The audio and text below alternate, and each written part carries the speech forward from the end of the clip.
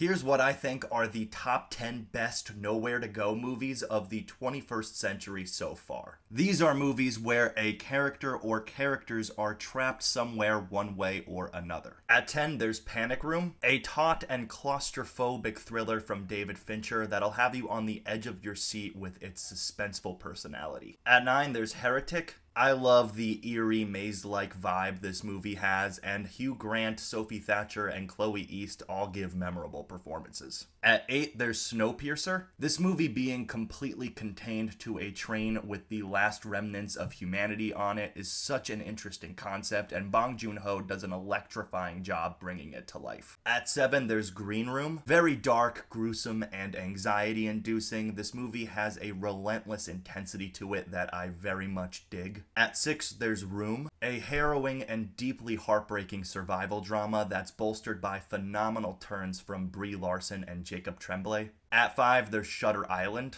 Although I think it's not Scorsese's finest work, I still think it's pretty great. The island itself has such a foreboding energy to it that feels inescapable. At 4, there's Ex Machina. Alex Garland's feature-length directorial debut is a fantastic yet alarming piece of science fiction with a potent feeling of isolation. At 3, there's Get Out. Another brilliant directorial debut, Jordan Peele's social horror thriller has an unnerving suburban setting that closes in on the main character, Chris. Also, the sunken place is a haunting trap. At 2, there's Sinners. Ryan Coogler's period horror thriller that surrounds many of its characters with an ever-growing group of vampires is a stylish and vicious great time. And at number 1, I have The Lighthouse, a gloomy and atmospheric work of art from Robert Eggers that slowly builds this festering sense of psychological torment which takes over the remote island it's set on. And both Robert Pattinson and Willem Dafoe are insanely good together here. Here are some honorable mentions, and if you want to watch my top 10 Nowhere to Go movies of the 20th century, check out the video before this.